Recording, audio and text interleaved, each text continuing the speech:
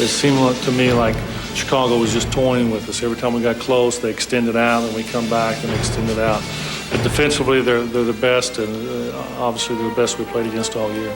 You play for this time of year, and we've come too far to let something like this slip away. Well, if we didn't think we could win, we might as well stay home. In a playoff situation, we've really emphasized taking the ball to the basket strong.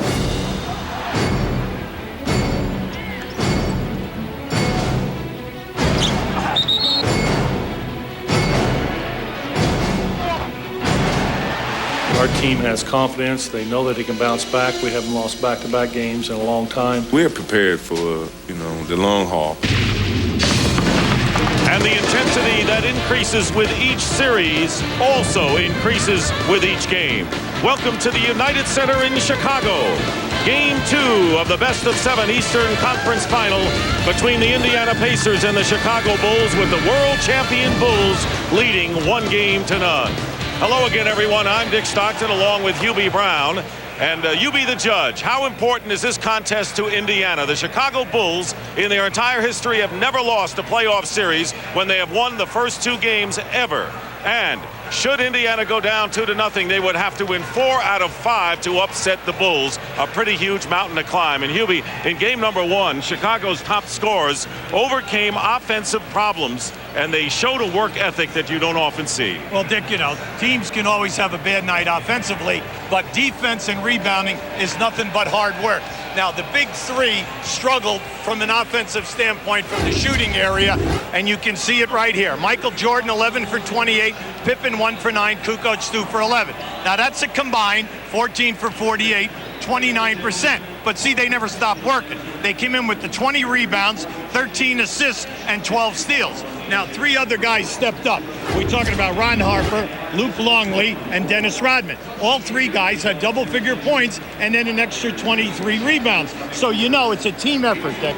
Hubie, let's talk about the other end of the court, where the Indiana Pacers were obviously caught unawares by the matchups by the Chicago Bulls, particularly Scottie Pippen guarding Mark Jackson, the Indiana point guard. How do they adjust to that tonight? Well, first of all, you always can drag a center or a power forward. By that we mean he sets a screen at the opposite foul line, top of the circle at half court. Now, when your point guard gets by, he must continue, and because you have an advantage, break the defense down. Second way is use another player to bring the ball up the floor. We might see that tonight with Derek McKee or Jalen Rose at the 3 position, small forward. Now, also, shorten your passing lanes and be able to reverse the ball. That will always hurt tough defense. Now, here you're going to see Pippen. He's overmatching Jackson. He's making him turn his back. When you turn your back, you do not see guys who are open in continuity offense. Now, just keep an eye at the top of your screen. Notice the man is open, but the distance of the pass, you've got to shorten that passing area and not give up the layup at the other end. What else does Indiana have to do? We're going to find that out shortly. And Michael Jordan will receive the Most Valuable Player Award from Commissioner David Stern when we return to the United Center in just a moment.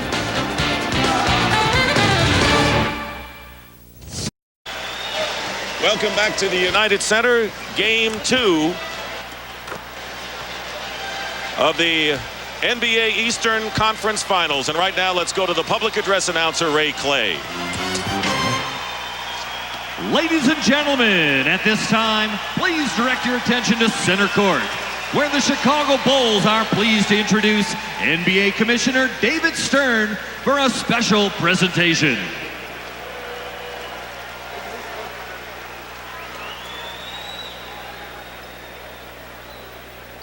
It's my privilege this evening to represent the great fans of Chicago and basketball fans around the world.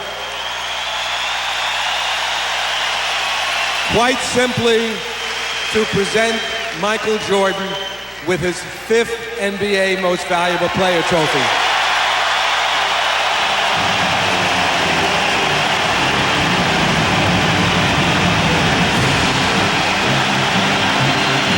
Congratulations are always in order, but may I say on behalf of everyone this evening, thank you.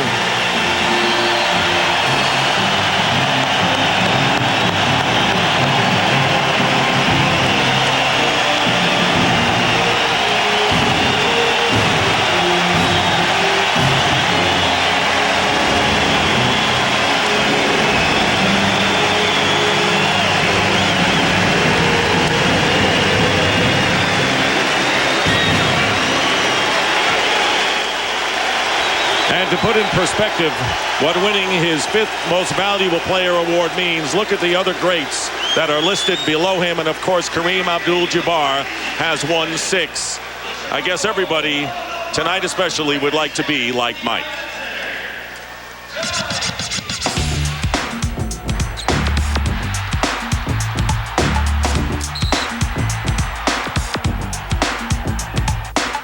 Sometimes I dream that he is me.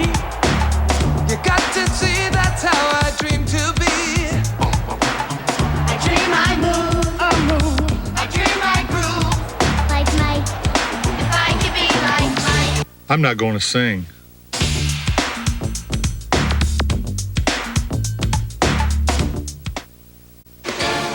The NBA playoffs on TNT. Brought to you by Original Coors. There's only one mile-high taste. Coors, the original. By Lexus. The future of Lexus is here. Fasten your seatbelts. By your local AutoZone stores. For the right parts at the right price, look no further than AutoZone. And by Nike.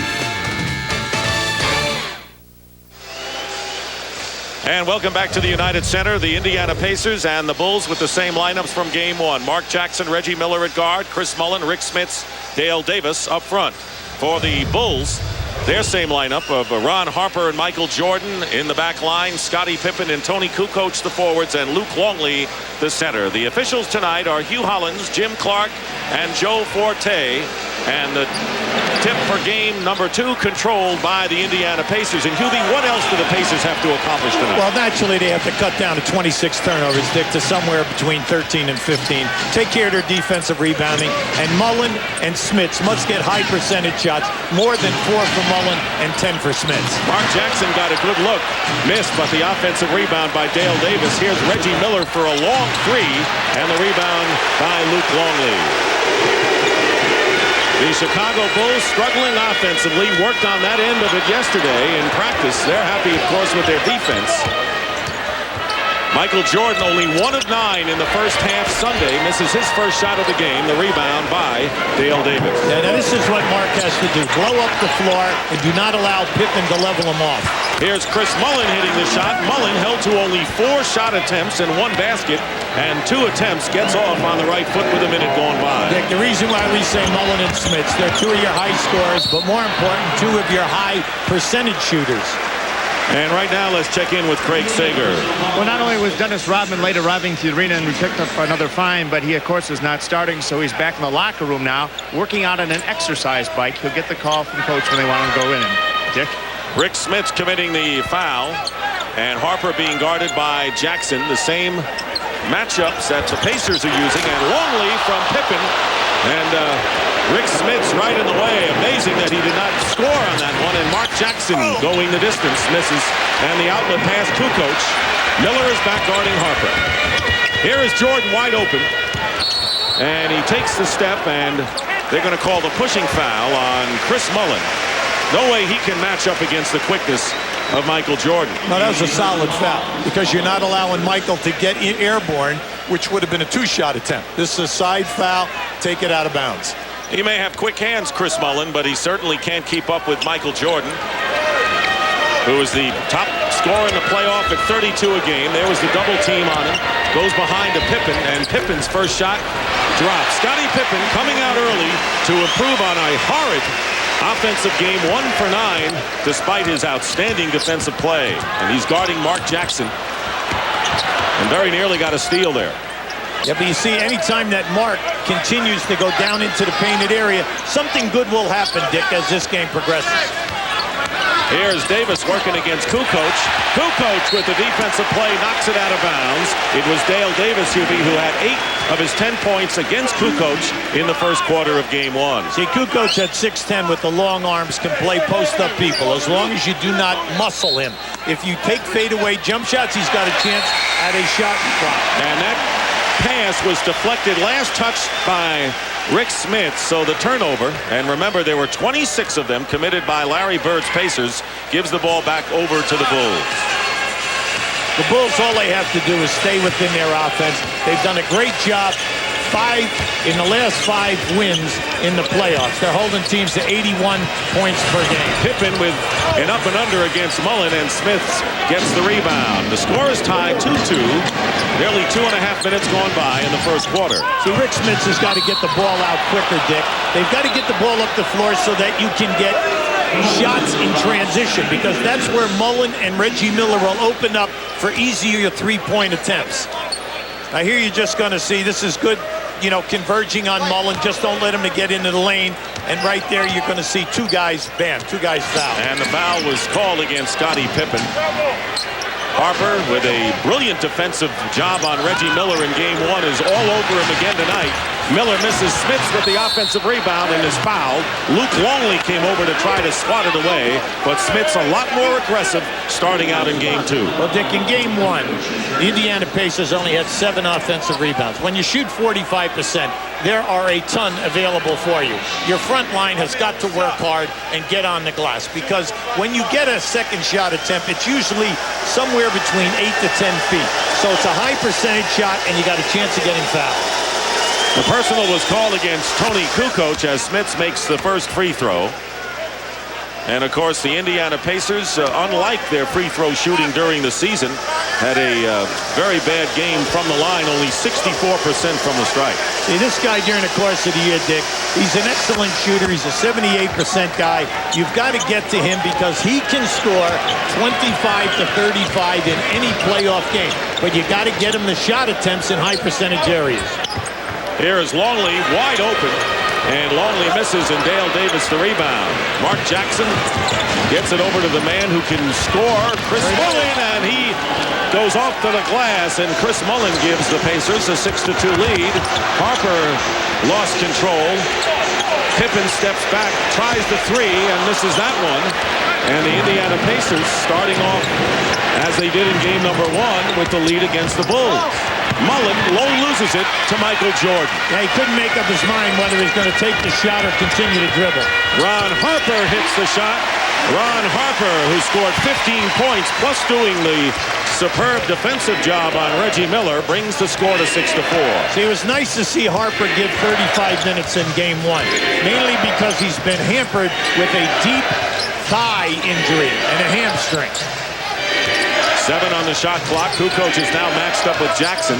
And Mark Jackson shoots over Kukoc and hits. Jackson did score 12 points, despite the fact that he had his hands full being guarded by Scottie Pippen in game 1. And the Bulls turn it over once again. Just keep an eye on Mullen.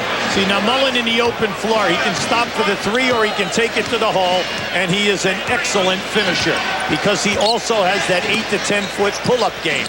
Mullen already has scored more points in this game than he did in the entire opening game Sunday. And there is Smits with a hook shot as Kukoc tried to overplay and got burned. Oh, you can't do that with him. You can't front him if they empty out the opposite side. They'll lob right over the top.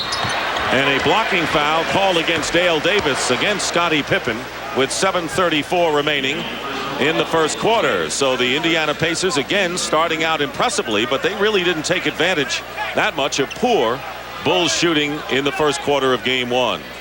Right now tonight, though, Dick, they're playing at a different pace. The tempo is how they like to play, and they're getting out in the open floor. Very important. Here is Longley going strong to the basket. Luke Longley. Guys you have to pay attention to are Harper, Longley, and Rodman. You cannot give them the points like they got in game 1. Longley victimized with 2 early personals, and an offensive foul is called against the Indiana Pacers. See, Luke Longley going to give you a little ball fake, and he's going strong. Now, Luke is playing terrific. Before the injury at the end of the season where he missed 22 games, he was their 4th leading scorer, double figures, right at 12 a game. And since he's come back at playoff time, he's really getting it done. He's averaging 12 points again. Did not play in the opening series against the New Jersey Nets. Jordan goes around Miller, but his reverse layup is a little bit too hot off the glass. And a 4-on-3 right now for the Indiana Pacers. Dale Davis can't complete, but he's fouled and will shoot a pair. An Achilles heel in the defensive structure of the Chicago Bulls is their transition defense. So you must push it when you have an advantage and take it strong to the rim.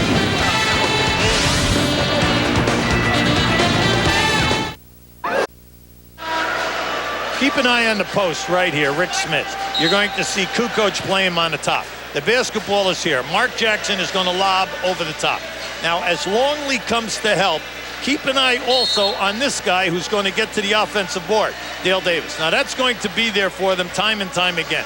Smits will either have the shot or he'll be able to drop the ball down, or if he should shoot and miss, Dale Davis is on the offensive glass. Rick Smits, 16-point playoff average. And he, of course, has had the problems with the foot, as everyone knows by now. Suffered nerve damage in both feet, has had surgery, and plays in pain, but they need him out there. Meanwhile, Dale Davis on the line shooting 2, Longley picking up the foul. Keep in mind, this game starting off a little different in some respects. The Pacers had only 1 free throw in the first half in game 1, and this will be their 3rd trip to the line. Dale Davis, who has struggled from the free throw line throughout his career, but in the playoffs, even worse than usual at 42%. Dick, he's really looking for his offensive game, and he's made a heavy contribution in the last quarter of the season and in the playoffs. He's scoring good, high percentage shots, but he's looking for the shot. Chris Mullin remains in the game. He has picked up 2 personal fouls and guarding Scottie Pippen. And a backdoor play by Pippen, and the ball is deflected by Mullin. Remember those quick hands he has, if not exceptional quick feet, as he knocks it out of bounds. Now this is just a great move. Scottie Pippen loses Mullin, coming around. See, he follows. Nice pass by Luke Longley, but how about the surprise right there with the block? Mullin running it down. Now Mullin off to a good start offensively with 4 points. He and Smits have 4. The 2 people you said had to come alive for the Pacers. Pippen misses from the perimeter, and Rick Smits with the rebound. 5 rebounds already for Rick Smits. Yeah, see, but he keeps holding the ball, Dick. See, he's got to get it and get it out and get the break going. Take advantage of the transition game, which is there for them.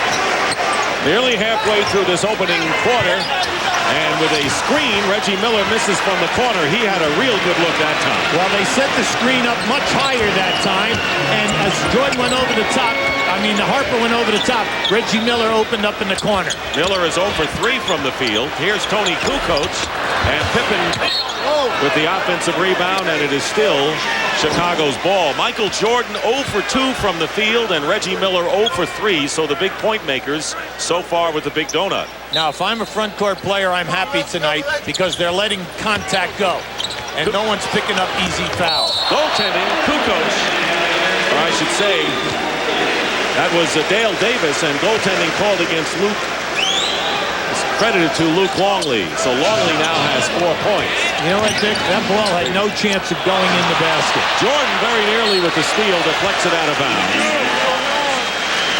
That shot attempt that went up down there, that was a goaltending call, rightfully so, had no chance of going in. It was below the rim.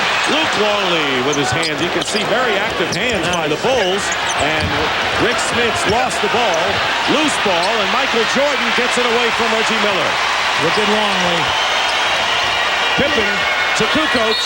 Basket counts and a foul, but it all started at the other end with the opportunistic hands by the Chicago Bulls defenders.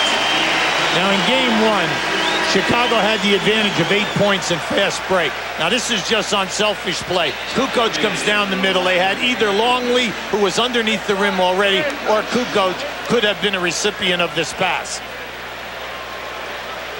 And there is Smits committing the foul on Kukoc, his second, and Antonio Davis comes into the game. Antonio Davis, a hero in a losing cause, with 12 points and 11 rebounds in game 1. Kukoc fails to convert a 3-point play. The Pacers lead is 2, and they have the ball, as Indiana has turned it over 4 times, only once by the Bulls. Well, anytime you have 2 good defensive teams playing, you need the easy baskets. Transition game is where it comes. There's a big foul right there. Here is Jackson working against Scottie Pippen. Feeds inside, and missing is Dale Davis, but a foul is called, and that's what the Pacers are going to have to do, pound the offensive glass against the Bulls. Longley picks up his second. Now, they were fouled right in front of the bench. Dale Davis was fouled on that first shot underneath the rim. That was a late whistle. Now, your hope, if you're Indiana, you don't want any late whistles here tonight when you're shooting. You want that call to be called immediately. Dale Davis with 10 points in game 1, surpassing his playoff average. Hits the first free throw, so this 42% free throw shooter is 3 for 3 starting out in this game. The Pacers by 3, and a up-tempo game to start this one at 5:08 remaining in the first quarter. 1 and a 2, but Davis converts the offensive rebound and gets 3 the hard way, and Indiana is up by 5. We said at the top, cut down your turnovers, take care of your defensive boards, and when you only have 7 offensive rebounds, you've got to improve there, and they're doing that tonight. Michael Jordan still scoreless, 0 for 2 from the field, with 4:45 remaining in the first quarter, guarded by Reggie Miller, working his way in, and Michael Jordan with the finger roll gets his first basket. Now that was a great move by Michael because he split 3 guys. Traveling is the call against Mark Jackson, and that is turnover number 5 against Indiana. The Mark was going that time before he caught the ball. They're using Kukoc because Kukoc's man is taking the ball out of bounds, and they're using him as a double-teamer.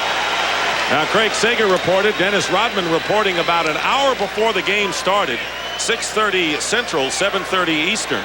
And Rodman, who started the first 8 playoff games but came off the bench to give the Bulls spark and energy, replaces Luke Longley, who has 2 personal fouls and 4 points. And Derek McKee, who is not 100%, actually 75, with tendon problems, replaces Chris Mullin. Here's Pippen. And Pippen struggling from the field. He is only 1 of 6. He's 1 of 6, but in 10 playoff games, he's only shooting 41%, Dick. He's right at the top of his game at the offensive end. Antonio Davis and Mark Jackson.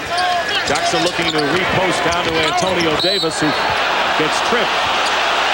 And the foul against the Bulls, and they are in the penalty, and the Indiana Pacers will be shooting 2 shots. Well, both teams are in the penalty on the next foul at either end. Now you can see it right here. He's looking to score.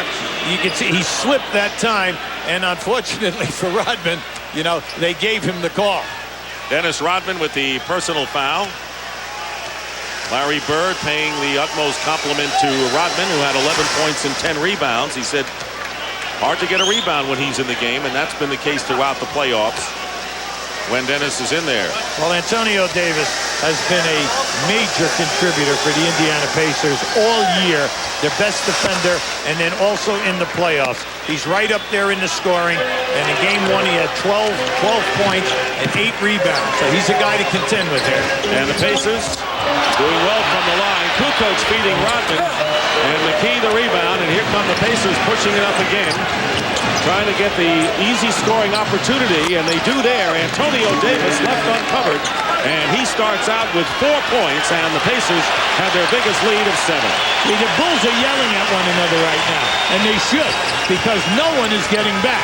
And they can talk all they want. It's a 5-man defense, and the top guys of the triangle are not getting back in transition defense. Kukoc hits a 3, and that comes at a welcome time for the struggling Bulls, who now trail by only 4. And of course, you always wonder with a veteran team how much it takes out of them when they play the kind of defensive game they played just 2 days ago. Here's Mark Jackson going around a screen by Antonio Davis, and the rebound, Kukoc. Barely 3 minutes remaining in the first quarter. Kukoc left open. He misses a 3 this time. In the early going, Reggie Miller has been a non-factor, mainly because they cannot shake him open, and he has not been available in transition. Mark Jackson with a familiar run, and a near steal by Dale Davis. A swooping play by Mark Jackson, a familiar shot by him. Yeah, now Mark Jackson in game 1, you're going to see, once Pippen gambles, Mark Jackson did not take it to the hole in game 1. What he did was he would level out and stay within the offense and allow Pippen to recover. Tonight, he's attacking.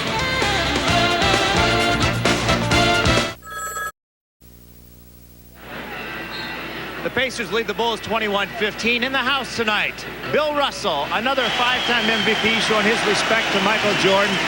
And Bill, in your opinion, what makes Michael so good? Well, first of all, he's extraordinarily talented, and he goes out and plays like he's Michael Jordan every night. That'll make you good. Consistently good. Nobody knows more about defending NBA titles than you do. Should the Bulls be back together next year, and will Michael play? I hope Michael plays. As whether the Bulls should be back together, I don't know.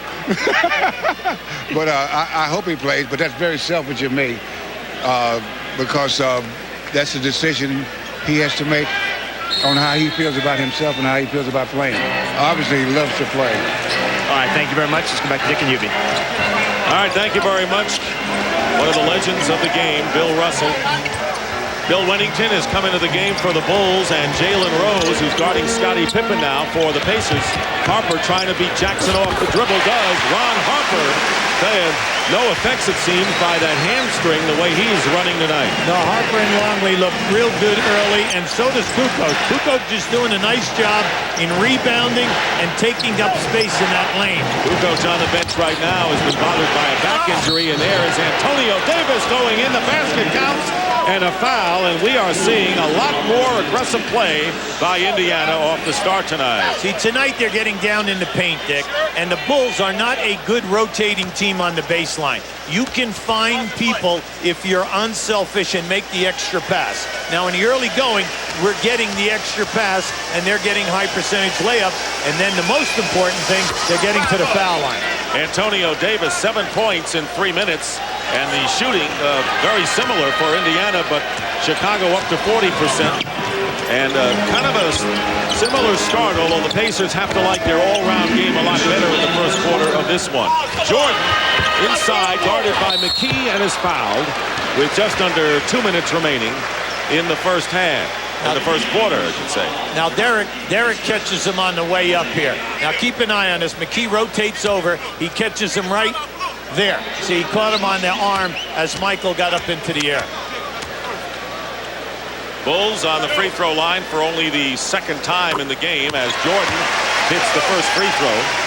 He was 9 of 10 from the line, and there you see Toni Kukoc applying ice as he obviously got hit on the left side of the face. Jordan now with 4 points, and the Pacers lead by 5. Remember, Indiana led 22-16 after the first quarter of game 1, stretched it to 9 points early in the second quarter. Here is Antonio Davis, really traveled. Jalen Rose going to the basket. Impressive move by Rose, who was rejuvenated this year under Larry Bird, who's given him a lot more confidence than he's had in the past. See, Rose and McKee can put the ball on the floor and break you down off the dribble. Jordan guarded by Miller, going baseline and goes over his head and effectively draws the foul, and he'll go to the line for 2 more.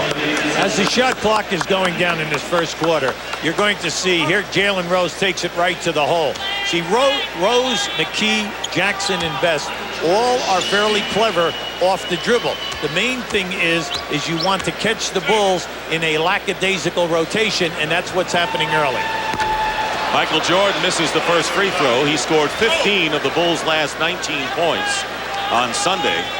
He has scored 30 points or more in 7 of the 9 playoff games thus far. He said he was passive to start, trying to get everyone involved, and he's better off when he just says, I'm going to get points from the start of the game. No, I buy that, Dick. No doubt about it. This is time where, you know, Michael Jordan, Scottie Pippen, and Rodman are all averaging 41 minutes a game. Pippen with the long reach gets it away from Jackson and scores. So the turnover, and there again is Scottie Pippen getting the edge on Mark Jackson. Under a minute remaining in the first quarter, the Pacers by 4.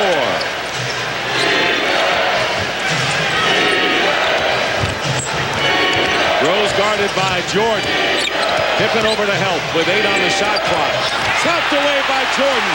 And another steal. Michael had 5 in game 1. And Ron Harper the basket. And the Chicago Bulls putting on another defensive clinic the last 2 minutes. Half a minute remaining. And the Pacer lead is now down to 2. They were up by 7. Yeah, well, right now, Dick, you have 7 turnovers, and unfortunately, it's costing him at the other end of the floor. Mark Jackson gets a basket. And it's 28-24. Jackson with 6 first-quarter points as the Bulls play for the final shot. It doesn't sound easy. Well, all you got to do is cut down your turnovers from 26 to 13 or 15, except the guys who are guarding you are pretty quick defensively with their hands. Hit 21 steals all told Sunday. Jordan with a fake on Miller and dunks it in. He used Miller as a shield, and Michael Jordan now with 7. You have a chance here now, 1.8. You got to be careful long. McKee, and it's intercepted by Harper. And a foul, let's see, do they call it with 0.2 of a second to go? Now they're calling it off the leg of Harper. Harper's in shock because he thought that they were fouled. I thought he was. Now Hugh Hollins is coming down here right now. They're allowing the referees to shift into their positions. Now, you cannot make a catch and dribble here. This has got to be a tap. There's your lob. McKee, and that'll do it. That is the end of the first quarter. Michael Jordan, slow start as usual, but he leads with 7. Indiana shooting 59%, doing a fine job at both ends, but you look up at the board, and their lead is only 2.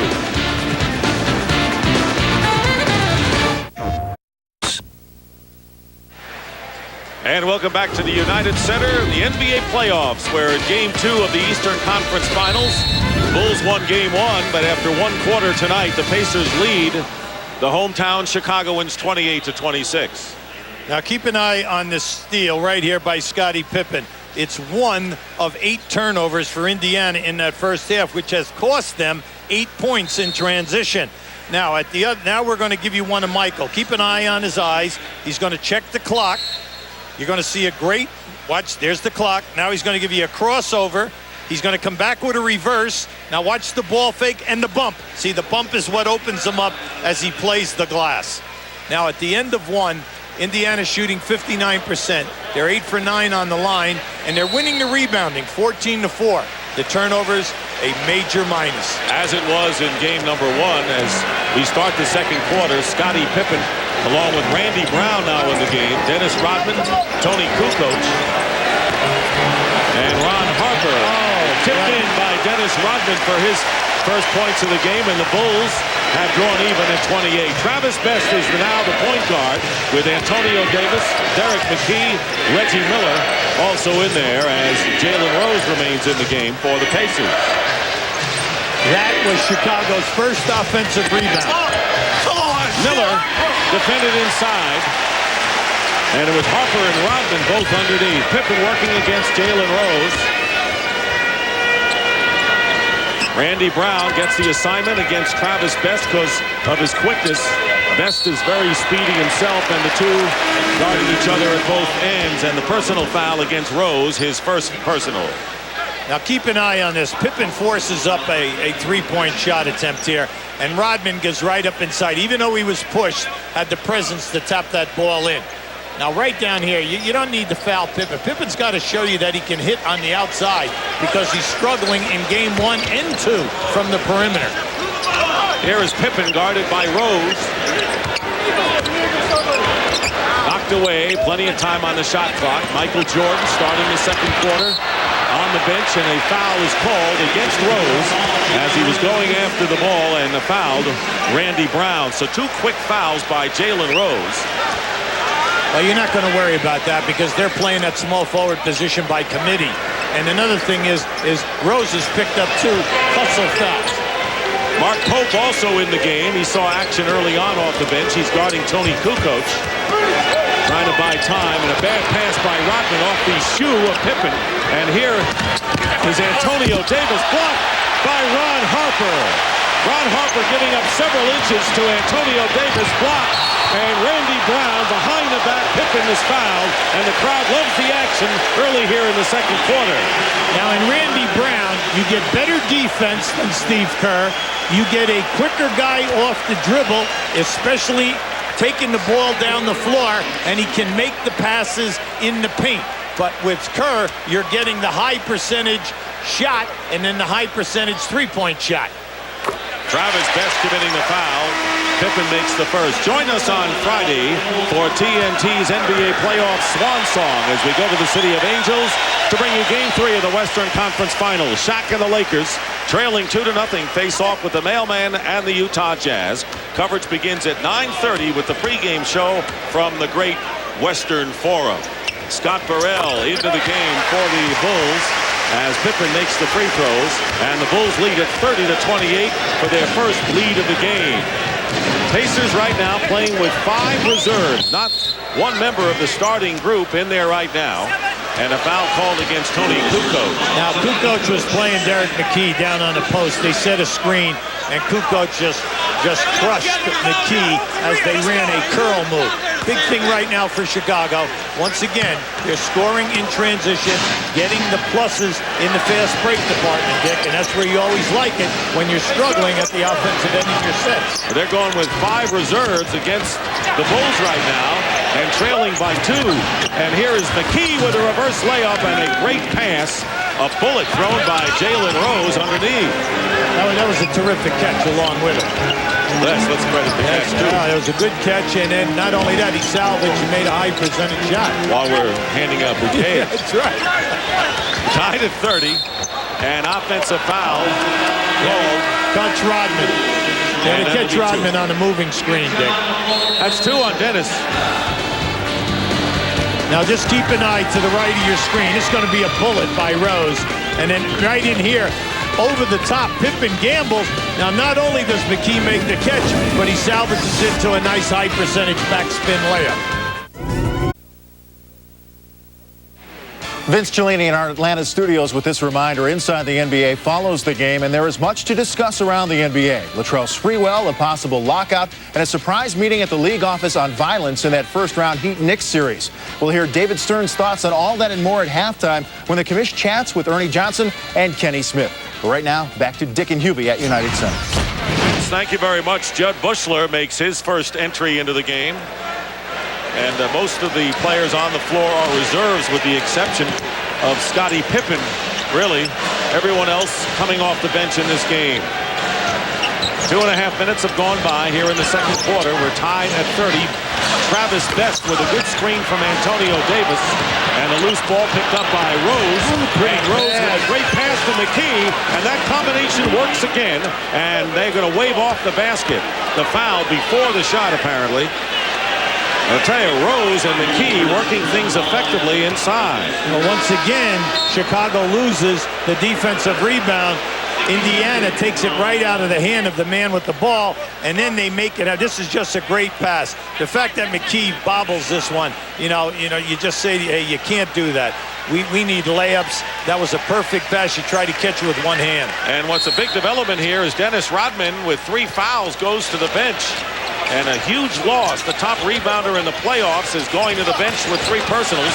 Best misses the shot. Replaced, by the way, by Dickie Simpkins. So Scottie Pippen, once again, the lone starter for either team on the floor right now. And the score is still tied at 30. Pippen looking for Bushler, who is posting up against Mark Pope. McKee doing a good job against Pippen.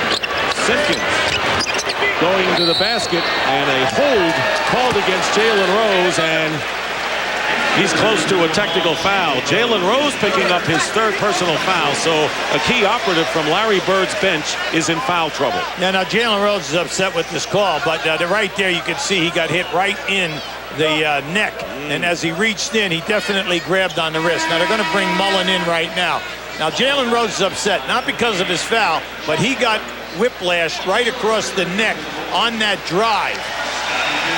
Michael Jordan is going to come back into the game. Jordan scoring 7 points in the first quarter, and as you mentioned, Mullen replacing Rose for the Indiana Pacers.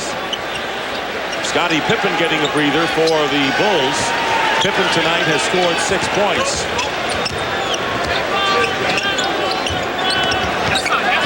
Scott Burrell missing, and McKee getting the rebound. So Mullen and Jordan for the respective teams, the only starters in there right now.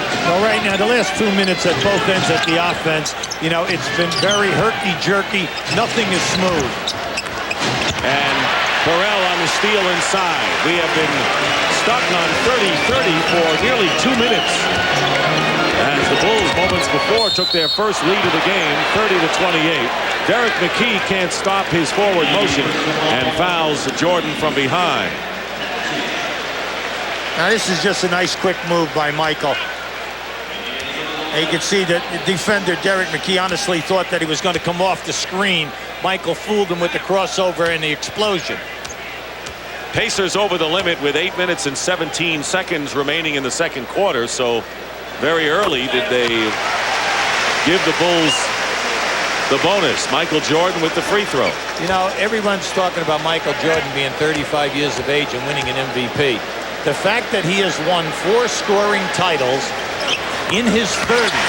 There's only one other player in the history of the NBA to win a scoring title over 30 years of age, and that was Jerry West, 31 years. That is incredible. Yes. And he just does that automatically every year. Yeah, Jordan doesn't look old, does he? He is all over Derek McKee, and McKee's fall-away shot, Jordan the rebound. Good defensive job by Michael Jordan. Randy Brown, picked up by Best, pulls up. And Mark Pope, who played at Kentucky, and the rookie on this Indiana team getting the rebound. And a technical foul has been called. Antonio Davis and Randy Brown join at each other. Now, it's Antonio Davis and Randy Brown. You're absolutely right, Dick. And what happened was he's in transition. They collided when the ball was still in the backcourt. Randy was running down the floor, and they collided. And Randy Brown did not appreciate, you know, the collision. But, you know, Antonio Davis is not going to back off. Mainly you're on the road, and you're going to stand up in here. And Randy Brown is 6'2", and Antonio Davis is 6'9". Mullen with the free throw on the technical.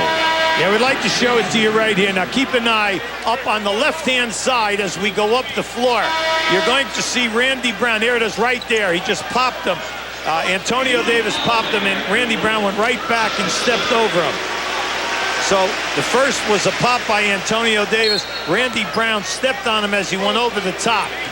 Luke Longley has come back in for the Bulls and Rick Smits for the Pacers. So the two respective centers are back in the game. Derek McKee nails a three from the corner. McKee, who has been struggling, had only 4 points in 16 minutes and battling the injury problems with the strained right quadriceps tendon, gives the Pacers a 34-32 lead.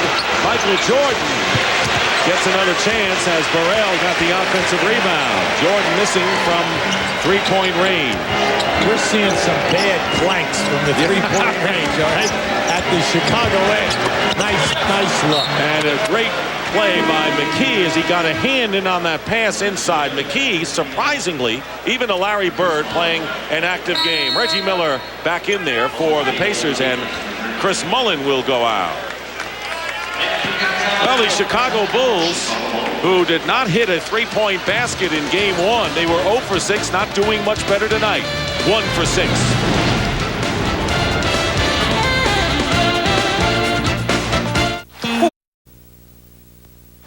We'd like to show you the confrontation. The basketball is right here.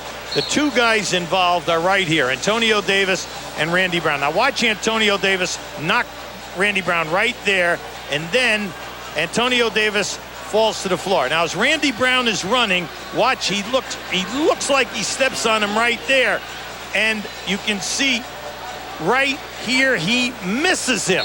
But what they did is they hit him with a technical foul for saying that he did try to either kick him or step on him. 10 on the shot clock as Reggie Miller guarding Michael Jordan. Jordan spinning away, and Jordan missing the shot. The rebound coming down in the hands of Travis Best. Best, McKee, Smits, Antonio Davis, and Reggie Miller. Reggie Miller, 0 for 4 from the field, has yet to score, coming off his playoff low of the season of 16 points Sunday. He's not getting good looks at the basket, Dick. And what they have to do is get Miller and Smits back in the game here. McKee shoots as the Pacers had a rush to get it off before the clock expires. So the Pacers can say they're leading by 2 without their top scorer getting any points. Kukoc goes out to Pippen. And McKee's defense has been a highlight for Indiana in this first half. Well, you know, he's made the all-defensive team on 2 occasions. Here's Longley going in against Smits. Tried a reverse layup, it didn't work. And Travis Best coming out of the pack. Halfway through the second quarter, Indiana leading by 2 after having a 2-point lead after 1. And here is McKee, and he hits over Longley from the baseline. Now that was a great defensive play by Pippen on the initial pass to Smits. He overplayed and deflected that ball, but unfortunately, boom, McKee right in your face. Pippen, and they're going to call McKee with a foul. McKee and Antonio Davis each with 7 points off the bench, and no surprise because Indiana normally gets good production from their reserves, but Derek McKee has picked up his 3rd personal foul. He and Jalen Rose have 3 fouls, and Chris Mullin getting set to re-enter the game. Scottie Pippen now with 7 points. Mullin will replace McKee, who goes out with 3 personals, but 7 points and an all-round fine defensive job. Yeah, he's long. He's 6'10". He has excellent anticipation, quick feet. He can make things happen. Plus, he put the ball in the basket. But in his 6 years at Seattle and in his first 3 years in Indiana, we're talking about a guy who got you 14 to 16 every night. Right. Pippen and Kukoc still struggling from the field. Travis Best, and it's tipped up by Dale Davis. Dale Davis on the tip-in as Travis Best penetrated to the basket, and a 4-point Indiana lead with 5:20 to go in the first half. Steve Kerr into the game, not expected to play a lot of minutes because of the matchup situation, but Kerr is in there now. Kukoc to Kerr. He's got a screen by Toni. Tipped out to Miller. 3-on-2 now for Indiana. Miller pulling up, and Reggie Miller with a 3-point basket gets his first points of the game with under 5 minutes to go in the half. I like this. See, right now, Indiana is right back to that tempo that they had in the first quarter. Get the rebound, kick it out, and push hard. And Toni Kukoc misses the lay-in, and following it up is Michael Jordan, and the foul called. And it may be against Michael Jordan on the follow-up, and it is his first foul. Well, the Pacers right now have matched their biggest lead of the game with 4:40 remaining in the first half. In this last 4 minutes and 40 seconds, the Bulls better pay attention and get back in their transition. When they shoot, they cannot send 4 guys to the offensive board. They're paying a heavy price in this first half. 11-2 run by the Pacers. Mullin. And a foul is called. Toni Kukoc guarding Chris Mullin, and that'll be 3 on Kukoc. So we have several players in first half foul trouble with 3 fouls. Chris Mullin, one of the better free throw shooters in the NBA, clicks on the first. Well, Sunday, May 31st, we've got a TNT original unlike any you've ever seen. Thicker Than Blood. It's a movie that deals with tough issues. A teacher fights for his students and wonders if they will live to see 18. Mickey Rourke stars in Thicker Than Blood. It premieres Sunday, May 31st at 8 o'clock, only on TNT, the best movie studio on television. Mullin makes both free throws, and the lead is 43-34, largest of the game of 9. Now, Chris Mullin during the year, the #1 free throw shooter in the league at 94%. Bulls have not gotten a basket in over 7 minutes. Incredible drought for them, which has ended as Scottie Pippen's hook shot puts him in double figures with 10. Now, the big thing, Indiana, take care of the basketball. Do not allow them to trap you at half court and turn it over. You got to make them pay a price. Here's Smits. Miller fighting underneath, but it comes out to Ron Harper. Knocked away by Best. They got away with a foul right there. That could have been a takedown. Jordan posting up now against Chris Mullin. And Jordan with the line drive jumper has 11 points. He and Pippen 21 of the Bulls' 38 points and a 5-point Indiana lead. Dale Davis and Smits gets the easy lay-in. Good interior passing that time. Now, the last 2 times on the floor, they're keeping 2 guys at half court for Chicago, and they're trapping. Well, anytime they pass over the top and you take it to the rim, you have a 4-on-3 situation, and you've got to go strong to the rim. Well, everyone knows that the Indiana Pacers have to get points if they're going to contend, and they have an impressive 45 points so far in this first half. Scottie Pippen fouled by Dale Davis, his second. Now on the trap in the backcourt, what they did is they threw the ball up ahead. This is a beautiful pass off, and then Rick Smits has got to send it down. And you can see that could have been a three-point play because Luke Longley definitely fouled him on his arm. Smith sits down, replaced by Antonio Davis, and Mark Jackson replaces Travis Best. Pippen hits the free throw. Coming up, the Nike halftime report. Ernie Johnson and Kenny Smith right here at the United Center with a conversation with NBA Commissioner David Stern. That's coming up at the half, and we have 3:02 remaining. Pippen can make 1 out of 2. And Indiana with the ball and the lead, 45-39, and they've protected the ball much better here in the second quarter. After 8 turnovers, only 1 here in the second. Miller gets Harper in the air, and Reggie Miller cannot connect. Pippen with the long pass. Harper pulls up, and he can't connect. And Indiana coming up down court. Steve Kerr defending against Mark Jackson. They're going to take him over on the wing over here and either play two-man or screen and roll or back him down. Here's Mullen for 3. Long rebound. Kerr has it. Harper, and a good play by Antonio Davis, breaking up the easy layup as he knocks the ball out of bounds. So we have 2 minutes, 14 seconds remaining in a very heated first half.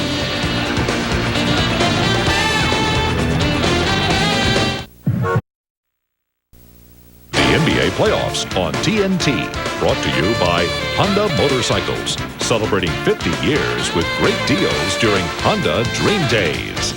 And by AT&T, it's all within your reach.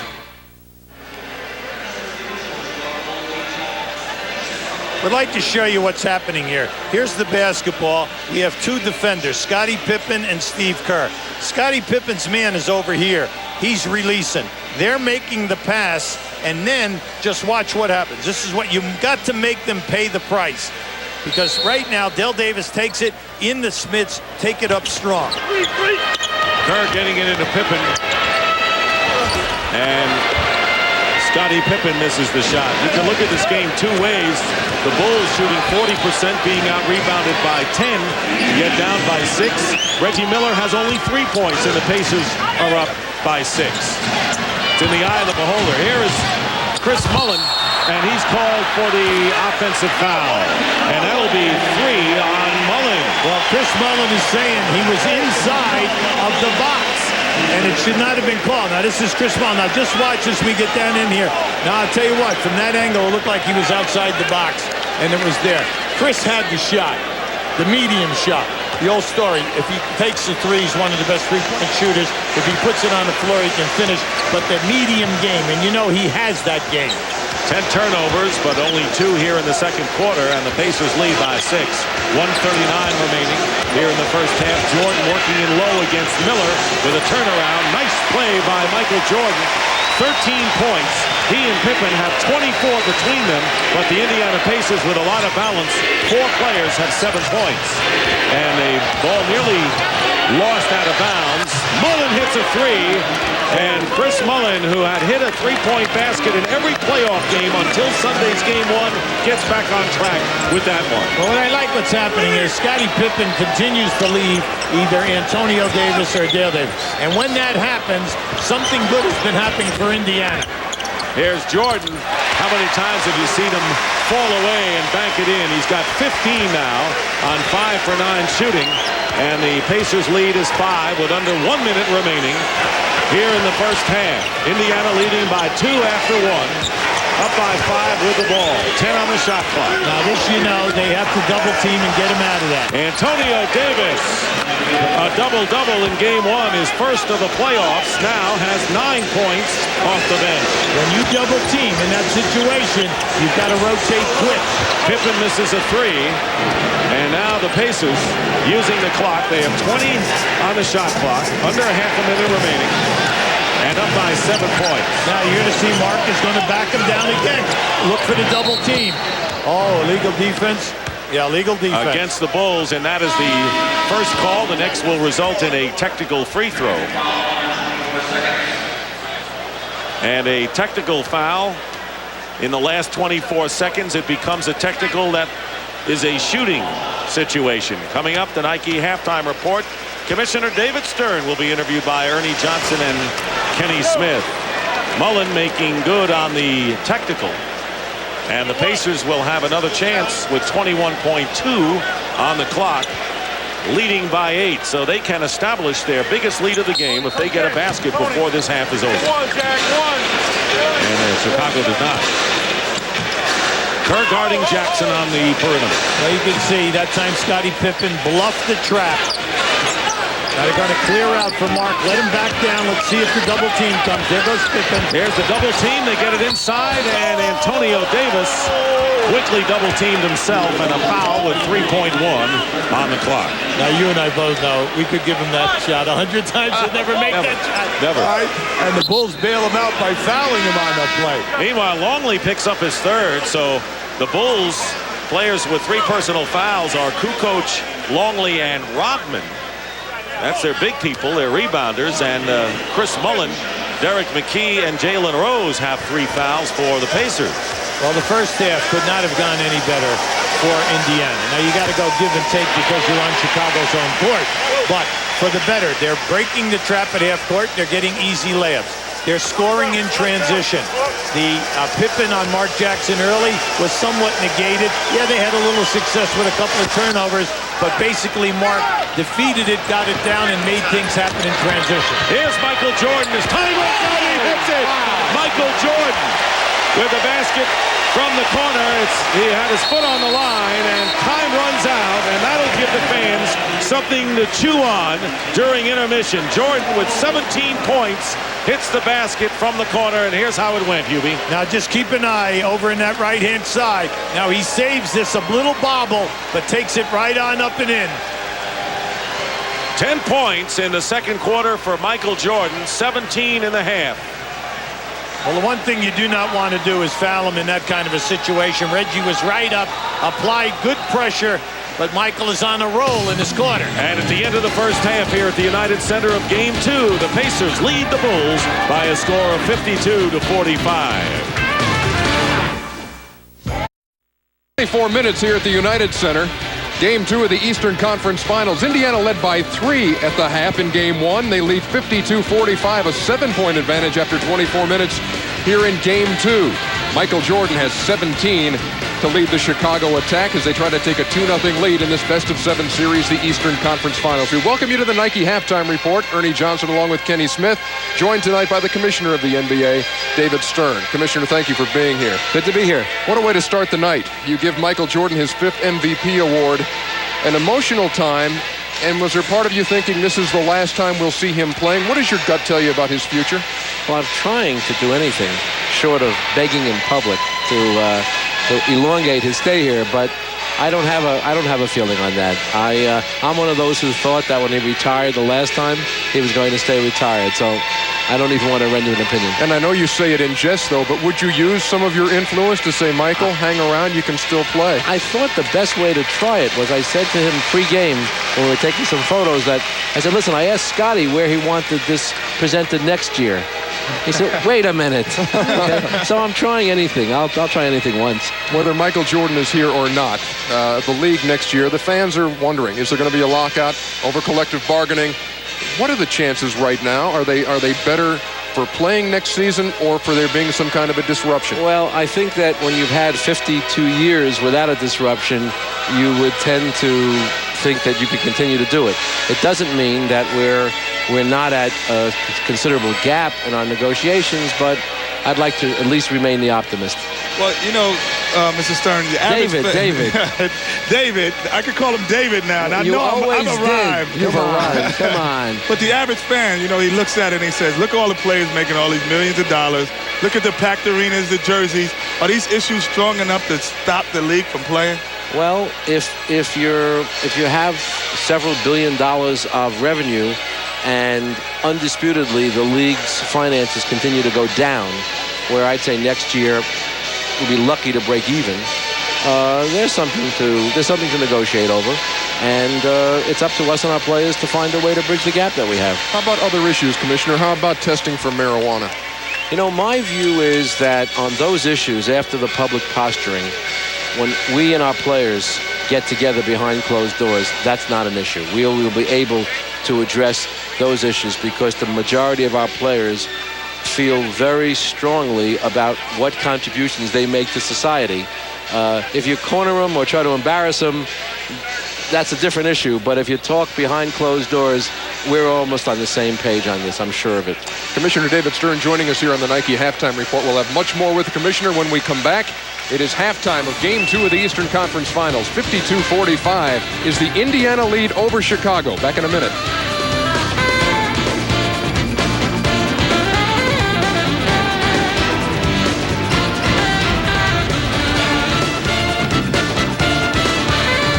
Michael Jordan. Chris Mullin, 11 first-half points for the Indiana Pacers, who enjoy a 52-45 lead over the Bulls in Game 2 of the Eastern Conference Finals here on TNT as we come to you live from the United Center here in Chicago. Ernie Johnson, Kenny Smith, and the Commissioner David Stern. Now, earlier today, you met with Jeff Van Gundy and Pat Riley separately over the New York-Miami thing. What was your message to them, and how much at fault are they for the rough stuff going on in that series? I don't want to sort of point the finger. What I did say to Pat and Jeff separately was that our players and our coaches have an enormous opportunity to contribute here, to indicate that violence doesn't have a place in our game and doesn't have a place in the game of basketball. And it was important for us to work together with them and the Coaches Association to make sure that we contribute by returning some, I would say, more civility to our game. It's the issue of taunting. It's the issue of pushing, hitting, a lot of things. And I would say, in fairness to them both, they pledged their support for that effort. We've spoken to Michael Goldberg, the head of the Coaches Association, and we want to get everyone on the same page. Any advice to Jeff Van Gundy? Did you give him about hanging on to Alonzo Mourning's leg in the future? You know, it's not funny because he could have gotten hurt. Yeah. And he tried to go out and break up the fight. And when things get started like that, he could have gotten hurt. Would you suggest those guys stay on the sidelines? No. I'm suggesting he came out to try to be a peacemaker. But when wild things start going on, he just trying to be a peacemaker. He put himself at risk. I think that's good. Our coaches should do that. But it just shows the importance of eliminating the risk by asking our players, demanding our players and our coaches and our teams to tone it down. How surprised were you yesterday when word came that Latrell Sprewell was considering, it hasn't happened yet, but suing the NBA to get his money back? I was saddened because what I said to the arbitrator was we want to welcome Latrell Sprewell back. He serves his suspension and then we move on, and he's going to be, we hope, a great player subject to being promoted by us. But I think this indicates that Latrell may have a problem in terms of thinking of himself as a victim here. And the one thing I can tell you is Latrell Sprewell is not a victim. Yeah, you know, there are certain messages that are sent through, like we said, the violence, and with Latrell Sprewell, and there's a lot of youth coming into the NBA. Jason Williams alluded to earlier about he didn't think it was good for the game to have so many young players coming into the NBA. What do you think about that? Well, I think that on balance, if you're running a league, you'd like the players to come in more fully developed, better known, and the like. And on the other hand, it's hard to tell those players that, no, we've decided what's best for you, even though you and your family think you have the ability, you have to stay out. We have a couple of ideas to make it less attractive, perhaps, for young players to come in, and we're going to put those on the table, though. What about the future for the NBA? Can I imagine, like, the INBA, International NBA, and then you're playing against each other in the playoffs against international teams? Where's the league going? We got the World Championship this summer. You can picture that continuing, where the best team from every country meets every other best team. We've got the McDonald's Championship, where we consider that to be a club championship of the world. But as far as NBA teams being spread around the world, don't count on it. It's going to look a lot like I got to stay here all the time. I want to see France. I want to see Paris. No, we can make arrangements for you. We have Kenny Smith on his own agenda once again. We'll be back to wrap things up on the Nike Halftime Report in just a second. Game 2 of the Eastern Conference Finals. The Indiana Pacers trying to tie things up at a game apiece. They lead by 7 at the break. There's the MVP with 17 in the first half, with the Bulls down by 7.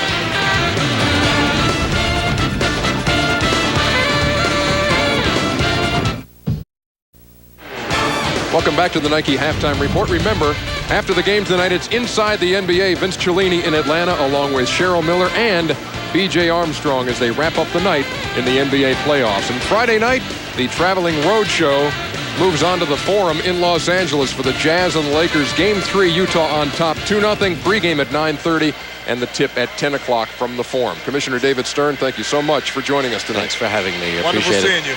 No see you on the road. Except when we used to get those championship trophies. That's the only time I used to see you then. I hope I can see it again like that. We'll work it out. Going down memory lane here on the Nike Halftime Report. The third quarter is coming up. The Indiana Pacers up by 7. You make a homemade sign, we'll put it on TV. We'll be back.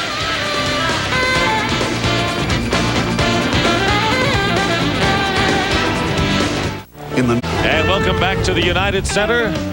The second half of Game 2 between the Pacers and the Bulls in the best-of-7 Eastern Conference Final. And at halftime, the Pacers lead the Bulls by a score of 52-45. And Indiana getting a lot of mileage from their bench so far in this game as they have outscored the Chicago Bulls bench by a substantial margin, 19-2. Antonio Davis, having another solid game, has 10 points.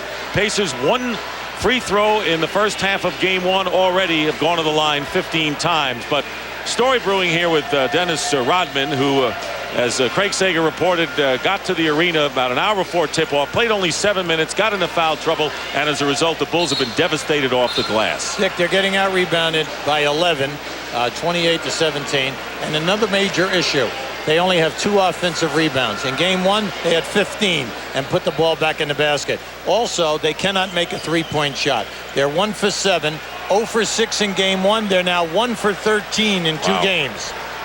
All right, let's go to Craig Sager now. What do you have, Craig? Well, we talked to Phil Jackson about that rebounding disadvantage. I said, what do you do? He said, they need to let my leading rebounder play. Right now, they're calling non-existing fouls on him. Dennis is in the locker room right now, literally running and riding an exercise bike, trying to get warmed up. Dick? All right, thank you very much. Toni Kukoc with Ron Harper, Scottie Pippen, Michael Jordan, and Luke Longley.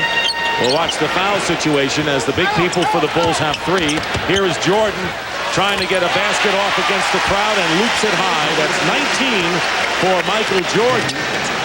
And the Pacers lead is 5. And remember, when the Bulls have struggled in the first quarter or first halves at home, they have put on the defensive jets in the second half and have won games. This is a team that knows how to win. Let's see how the Pacers answer it.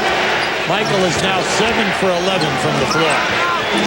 Here is Reggie Miller, and that's deflected by Kukoc as time runs out and the 24-second clock expires and the Bulls take over. Now this refereeing crew is definitely allowing a lot of body contact. You have to adjust your game. That's one thing. The coaching staff as well as the players. And right now you're seeing a nice flow. This all favors Indiana, by the way, all this banging around. Luke Longley hits the jumper. And it's a 52-49 game. Reggie Miller 1 for 6 and only 3 points in the first half as the Bulls put on some full court pressure. There you go. Broken up on the pass to Jackson. Looking at Longley. Finds Dale Davis. Foul basket counts. And the Pacers looking to get 3 back. Now, anytime that they pitch ahead to Mark Jackson, he's got to continue and get the ball up below the foul line. He will make a good decision. Keep an eye to the right of your screen. This is just a heads-up play. Dale Davis coming right down the middle and going strong to the rim. Foul is on Ron Harper, his first personal. Dale Davis, 3 of 4 from the line, struggling at under 50% in the playoffs, misses the chance for the three-point conversion. So a Pacer lead of 54-49 in the opening minute and a half of the third quarter. Kukoc guarded closely by Dale Davis. 9 on the shot clock. Pippen trying to post up and Mullen giving him all he could handle. Good defense that time by Chris Mullen. Pippen really struggling. He's 3 for 12 from the field. And Mullen missing from the corner, and here come the Bulls. That's still a high percentage shot for Chris Mullen. He's having a nice game. He had 11 points in the first half. But hurt Chicago in the first half, going 7.5 minutes without a basket, put him in a hole, but they're definitely within range now. Longley is fouled by Dale Davis, and he picks up his 3rd. See, outside of Michael Jordan, Dick, very few guys are getting a lot of shot attempts here. Now Pippen he's 3 for 12. Michael is right on the money at 7 for 11. Now, right now, Kukoc is not in a flow from an offensive standpoint, but he made that happen. That was really a very talented move. Kukoc, not Longley, makes the first free throw, and it's 54-50. So with all of the good things that the Indiana Pacers have done off the glass, their lead is 4 as Kukoc makes 1 out of 2. Well, we saw that when they played Charlotte. We saw that when they played New Jersey. You think that they're playing so poorly, and you keep looking at the clock, and they're never really out of contention. Pippen all over Mark Jackson. Reggie Miller guarded by Harper, doing another good job. Here's Jackson with the shot, and Mark Jackson now with 8 points in the game and a 6-point Indiana lead. Dak, he's having a great game. He's 4 for 6 from the field. He's taking care of everything. He's registering the assists, and he's moving the ball. That's the big story. He's distributing the ball a lot better, you're right, than he did in game 1. Pippen hits a 3. Scottie Pippen, who has been struggling, as you point out, now has 14 points. Great steal by Jordan, going in against Jackson. No foul, but the ball rammed off the rim, and the Bulls retain possession. Nice pass. There's the triangle offense. Harper knew where the miss was going to be, and Kukoc goes for 3 and misses. Harper fighting for the loose ball, but Mark Jackson gets it out to Miller. And here is Reggie Miller changing hands. Scottie Pippen's presence made Reggie Miller change the shot. Yes, and also Scottie got away with a little bump on the hip. Jordan misses. What a furious segment of action in the game. And finally, on the tip-in, the Bulls get the basket. Toni Kukoc, and the Pacer lead down to 1. Pacers got to be a little careful here now. Just stay within what you're doing. Here is Mullen left open on the pass back from Jackson. He doesn't hit, but the offensive rebound by Dale Davis. Furious action here in the third quarter as Smits is stripped and then fouled before the shot. And the foul is on Luke Longley, and that's 4 on the starting center for the Bulls. At both ends of the floor, we're seeing a ton of contact, and no fouls are being called. Now, Jordan right there, he feels that he was definitely hit, and he was. He was hit right across the waist by a body. And Reggie Miller with the basket. So Reggie Miller giving the Pacers a 3-point lead. He had 5 in the game. It's been a slow night for Reggie Miller, but his team is up by 3 in the second half. Kukoc, or Longley, with a pass to Scottie Pippen. And again, it's a 1-point game. Now, what they're doing, Longley's doing a nice job passing the basketball. Reggie Miller has got to get in the flow. He's 2 for 8 from the floor right now. Jackson trying to set it up, working against Pippen. Goes in aggressively, a little bit too aggressively, and loses the ball to Kukoc. A 4-on-2 break, and the shot by Ron Harper off the rim, but he's fouled and will shoot 2. Now, the Indiana bench is up. They think that Mark Jackson possibly got fouled at the other end. I had a good look at that. I just thought that he lost his balance. You're going to see Mark C as he steps into Pippen right there. You could have called an offensive foul. He threw that one up for grabs. And at this end of the floor, this is just, you got to go. You got to get the foul. You got to go for the block. Go for the hands. Get the hands. Go for the block. If you don't get the block, you get the foul. 4 fouls, though, on Chris Mullen, who has scored 11 points. Harper on the free throw miss. Derek McKee, there's Longley on the bench. He has picked up 4. Mullen goes to the bench with 4 right now, replaced by Derek McKee. Now, Chris Mullen had an excellent first half with the 11 points and a high percentage shooting and 4 for 4 on the line. He had 2 great looks at 2 threes here, Dick, and unfortunately for Indiana, they did not knock him down. Wennington in for Longley. Harper 1 out of 2, and the game is tied at 58. 4.5 minutes have gone by here in the third quarter. Rick Smits with Wennington doing a good job of getting his arms up against the 7'4 Dutchman. Now, he sure did. He put a lot of pressure on him. Pippen misses a 3, short on the front rim, and good hustle by Harper to give the Bulls another opportunity. Dale Davis on Kukoc, going strong to the basket, and a good first step by Kukoc will send him to the line. And Dale Davis now has 4 fouls, so the starting forwards for the Pacers, Mullen and Dale Davis, each with 4. And you're going to see Antonio Davis check into the game momentarily. Kukoc good on the first. Be sure to join TBS Superstation July 19th to August 2nd for the 4th annual Goodwill Games in New York City, where the world's athletes do indeed prove it. Toni Kukoc, an excellent foul shooter, throughout his career, always around 76, 78%. For whatever reason, Dick has been struggling in the playoff games. This is the game 10. He's only shooting 55% from the line.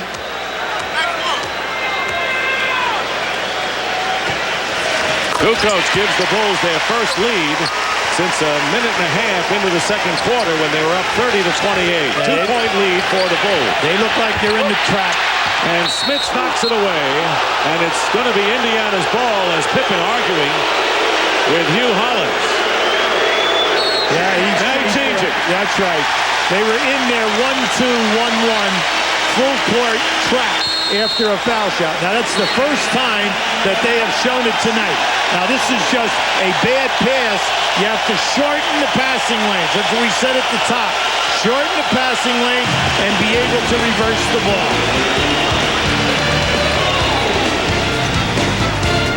I need more people. The NBA playoffs on TNT. Brought to you by Dutch Boy Paints. Give your home the lasting look of Dutch Boy. And by the new Zip built-in drive from iOmega. Get one in your next computer. Back here at the United Center, the Bulls by 2. Dennis Rodman, who's been riding the exercise bike and has yet to play in the second quarter, coming out and coming into the game shortly. He's not in there right now for the Bulls. Let's get a report from Craig Sager. During the first part of that third quarter, Dennis Rodman not only was riding a bike in the locker room, but he was doing a rebound tapping drill. He came out and he said he's ready to go in, but coach says, I don't want you to get that 4th foul early. Be careful. Dick? All right, thank you very much, Craig. And Kukoc gets a good look at the basket and hits. Toni Kukoc now with 12. Jordan leads with 19. Pippen has 16 and Kukoc 12. And the Bulls lead by 4. And that's their biggest lead of the game. Kukoc with 7 points here in the third quarter to spark play. Yeah, also, Dick, in the first half, Chicago had 2 offensive rebounds. In this quarter, 5, along with the resurgence of Kukoc within the offensive frame. And once again, the third quarter, the charm for the Bulls, who come out of intermission. Of all the great teams used to, the Boston Celtics did as well during their reign. They would start to put teams away in the third. Reggie Miller trying to draw the foul, and does. That was the purpose of getting that shot up. He had Harper all over him, and Ron picks up his second. Now they're going to give him 3 on that.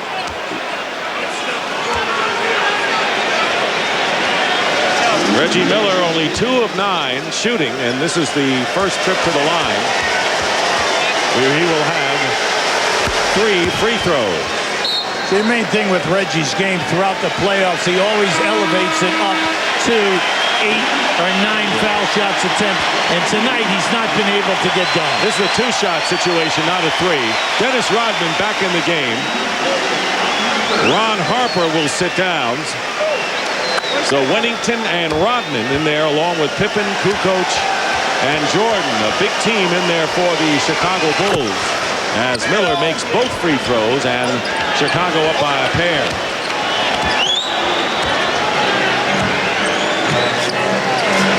Jordan with 19 is the high score in the game. Pippen finding Kukoc. The key late to pick him up, but Toni misses the 3, and the rebound in the hands of Mark Jackson. Pippen staying with him. Knocks the ball away, and they're going to call the reach-in foul against Scottie, his second foul. The big thing Mark has been doing tonight, though, every time that Scottie is reaching, he's taking off. Now, right here is a good kickoff right there, and then the fall down. Oops, watch out there.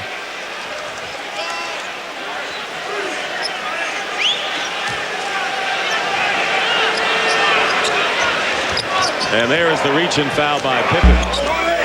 With Jackson, with McKee, Antonio Davis, Miller, and Smits. Wennington trying to deny Smits. who's had only 4 shots in the game. Antonio Davis short. And underneath, Reggie Miller had it knocked away. And a Bulls foul. Well, that was excellent anticipation by Reggie Miller. He was on the baseline trying to come off of the screen. When he saw that ball short, he elevated right between 2 Bulls and came down. Michael Jordan with his second foul, and already the Bulls are in the penalty with 5:49 remaining in the third quarter. And Reggie Miller on the free throw line hits the first one. So you said Mullen and Smits have to get into the act. Mullen with 11 points on the bench now with 4 personals, but Smits only 4 shot attempts, has 6 points. Well, they still have not been able to get him in a flow, Dick, but that's because they've been breaking the defense down and other people have opened up. Reggie Miller during the course of the year, an 87% foul shooter. So you know he's got to continue to take him off the dribble and try to get into the flow out of the half-court set. Tied at 62, 5:40 to go in the third. Pippen with a runner, and it's an air ball. And here's Mark Jackson pushing it up, and he's in front of Pippen right now. Harper sticking with Miller, and here is Rodman on Smits in the low post. You can't pick up your dribble, big fella. And here is a good pass to Antonio Davis following the no-look pass from Derek McKee. That was the critical aspect, and the Pacers, who moments ago were down by 4, have regained the lead. Rick Smits cannot pick up his dribble one bounce when he's not being double-teamed, because then all of a sudden he can shoot over the top of Rodman at will. Jordan defended by Miller, the double team with McKee. He has to give it up. Good ball movement. Bill Wennington from the corner. Ron Harper made the critical pass there. Good ball movement by Chicago, and we have another tie. I'm always amazed at how Wennington can sit on the bench for so long, come in and always drill that first shot. Jackson is short with the runner. Look at 3-on-1 break. Pippen feeds Harper. Touch pass to Jordan, and a foul. Ron Harper doing a terrific job in the passing department the last 2 times down the floor for the Bulls. Anytime that the Bulls are out there with Harper, Michael, and Pippen, you know that they are going to finish. And that's a big luxury. There are a lot of teams that fast break and end up with a poor percentage shot, and they cannot finish the break. But with the Bulls, they'll usually finish, or they're going to get fouled and get on the foul line. Antonio Davis picking up his second personal. And Michael Jordan, 6 of 7 from the line, now has 20 points. He had 31 in the first game of the series after a 1 for 9 shooting first half, but he misses the second free throw, and the Bulls lead is 1. Now you like to see the screen in the backcourt because that helps Mark Jackson, and then if he can get by, you're saving time in your half-court set. 9 on the shot clock. Jackson trying to keep Pippen away from batting the ball. 4 on the shot clock. And Derek McKee lets go with a long one. The rebound by Antonio Davis underneath. Great offensive rebound by Davis. Something the Pacers didn't do well at all in game 1. Now you got to play 2-man. Smits goes in and a foul is called as Wennington fouls Rick Smits. There are 2 sets that Indiana, you know they can score on, and that is the 2-man game on the left side of the floor with either Miller and Smits or Mark Jackson and Smits, and then the screen and roll on the left side of the floor, because Chicago had a very difficult time defending that in game 1. The improved offensive rebounding by Indiana. Smits hits the first. Well, join us on Friday for TNT's NBA Playoff Swan Song. We'll be at the Great Western Forum at 9:30 Eastern as the Utah Jazz take on the LA Lakers. Game 3 of the Western Finals, with the Jazz winning both of their games on their home floor, and an important game for the Lakers. Jackson on the bench. He has scored 8 points, but a far more productive game from the ball distributorship aspect. Missed free throw. Steve Kerr is in the game now to match up with Best. Normally Randy Brown has had that task, but Kerr in there now. Rodman leaves it for Jordan, gets a screen from Rodman and hits Michael Jordan with 22 points. The Bulls by 2. Well, that's what you call a split out of hitting the post. No backdoor or no screen in the lane. All they do is split the 2 guys out of the triangle. But Kerr is guarding Travis Best. Randy Brown had been up before with his quickness to match quickness. It's another foul on Rodman. And a double foul on Antonio Davis and Dennis Rodman.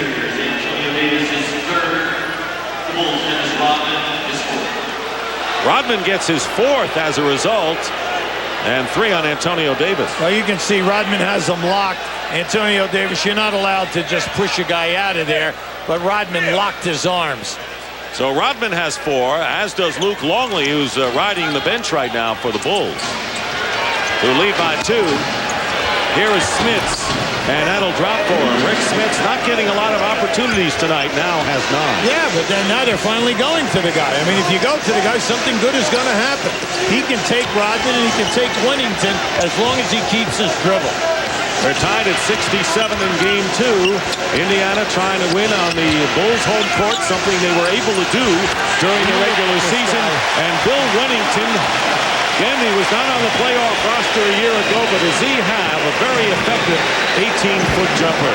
I tell you, he and Bruce were out here every night, 2 hours before the game, shooting and shooting and shooting. Underneath McKee, defended by Wennington, and here come the Bulls, who are up by 2 with 2.5 minutes remaining in the third. Wennington this time doesn't make it, but Ron Harper keeps it alive. Boy, he's off to a great start in this series. And Jordan, determined to get a basket or a foul or both, will go to the line. A timeout coming up. Now this is just great hustle by Ron Harper, who gets his ball back in play. And then right after this, we get Dennis Rodman laying one right on Reggie Miller as Reggie Miller was cutting down the lane. Timeout. We'll be right back. We've got a good one going. First. The Bulls lead by 2 in the latter stages of the third quarter. Ron Harper had to have a arm treated when he dove for the loose ball, and he cut his arm on the board. So there was blood and being treated there. And with Dennis Rodman getting into foul trouble and not getting the job done early, Luke Longley in foul trouble. Harper leads the Bulls with 8 rebounds, 4 off the offensive glass tonight. Now Harper had a great game in game 1 with not only the 15 points but the 5 rebounds and an excellent defensive job on Reggie Miller. Tonight he's Mr. Intangible. He's making things happen, Dick, and a lot of things that coaches and players appreciate but sometimes go unnoticed in the stat column. You could say that about Ron Harper all year, unnoticed, when you talk about the Bulls in their effort. Jordan makes good on the free throw. They've got Jordan, Wennington, Rodman, Kerr, and Harper in there. Well, this team is always at the top of their game early in the year. When Jordan was struggling, when Kukoc and Harper would come in between 12 and 15, they still could win because you had a missing ingredient, and that was Scottie Pippen, who missed 38 games. So those 2 guys with Jordan kind of carried this club along with Luke Longley from the offensive end. 3-point lead, and Rick Smits hitting from the outside. That is a patented shot for him. So Smits starting to get into the scoring mood, has 11 points. You got to take advantage of your cannons, and the one cannon definitely is Rick Smits. Her guarded by Travis Best. Wennington finds Harper in the corner. 4 on the shot clock. Jordan goes up and is fouled. McKee tried to deny Michael Jordan and could not get a hold of the pass, so Michael will shoot. Yeah, in a situation like that, if you miss the steal, and that's what he was trying for, then you have just really broken the heart of your defense. See, he's going to go for the steal. Why? Because it's Michael Jordan. With great hands, you know he's either going to score or get fouled. Every member of the Pacers starting front line have 4 personal fouls. Mullen, Dale Davis, and Rick Smits. There is Scottie Pippen getting a breather. He has 16. Jordan, 8 of 11 from the free throw line, will be looking for his 25th point. Dickie Simpkins will replace Dennis Rodman in the Bulls lineup. Now, the reason for that is Phil is trying to buy 1 minute and 39 seconds to keep Rodman with only 4 fouls. At the other end, I'm kind of surprised that they took Smits out at this time, mainly because he's in a groove. And replaced by Dale Davis. Or Pope, I should say. Mark Pope is in the game for Indiana. So it's 72-69. Under a minute and a half to go. Best gets it in there to Reggie Miller and tipped up and in by Antonio Davis. 14 for Antonio Davis off the bench after a 12-point effort in game one. Yeah, the Davis boys have done a terrific job tonight in getting to the offensive glass when their player leaves them to help out on a offensive thrust to the basket. Derek McKee now with 4 fouls. And Jordan on the line again. This appears to be one of those games, Hubie, where Michael Jordan is going to get to the line some 18 to 20 times, and that's how he's going to be getting his points tonight, apparently. Well, he's 10 for 13 from the line right now. He's making a lot of catches in the post-up area of the triangle. Plus, anytime that they're hitting him on the wing dip, he is not waiting. He's taking it strong right to the rim. Scott Burrell has replaced Bill Wennington, who gave the Bulls good mileage while he was in there. It is a 74-71 lead. The Bulls in front. Nearly a minute remaining in the third quarter. And a well-played game 2 as the Indiana Pacers looking to upset the Bulls on their court. Go home for 2, all even in the best of 7. Bulls have other ideas, however. McKee against Jordan and the foul. And Jordan now with his third. Yeah, I like that. You see, because you got to reward McKee. He's working hard defensively for you and go right at Michael. Now, Michael took on the challenge that time. You can see he's right down in there using his forearm in the back, which in the NBA is legal. Now, this is just a nice move by McKee. He takes it up. Mike, you got to remember now, McKee is 6'10" with very long arms. First time at the free throw line makes good. 8 points for Derek McKee. And it was questionable as to how much he played tonight. He missed the 4th game of the last series against the New York Knicks with a strained right quadriceps tendon. Wasn't sure he could play in game 1 of this series and only scored 4 points on Sunday, but he's played big tonight. Well, like Larry told us, hey, he's only 75%, no doubt about it. I'll pick my spots, but I'm going to need him defensively. And he has played well and played well on the road, which has not been his history necessarily. Here's Jordan using a Simpkins screen. Steve Kerr gets the offensive rebounding. And once again, the Bulls, he'll wear you down getting the second and third shot. Jordan pushed by McKee, not called. And finally a foul. Jordan was initially pushed by Derek McKee. Anytime that you're coaching and you see guys launch long shots, you know that the ball is going to rebound long. And you always, it's like a pang in your heart when a guy like Steve Kerr comes in and gets a rebound at the foul line. Free throw shooting pretty even as far as attempts, dead even as far as made. This is Jordan's 9th and 10th free throw attempts this quarter. And TNT original, Thicker Than Blood. It's a movie that deals with tough issues. A teacher fights for his students and wonders if they will live to see 18. Mickey Rourke stars in Thicker Than Blood. Premieres Sunday, May 31st at 8 o'clock only on TNT, the best movie studio on television. Jordan now with 29 points in the game. Under a half a minute remaining in the third quarter. 14 on the shot clock for Indiana. Oh, right here, you have Miller and Harper. Oh, that should have been a foul. In a duel. Ridiculous. And the foul will be against Harper. Finally, and that'll be 3 on him. I'll tell you what, Dick, you cannot allow an established offensive star like Reggie Miller to be mugged like this. What goes on here?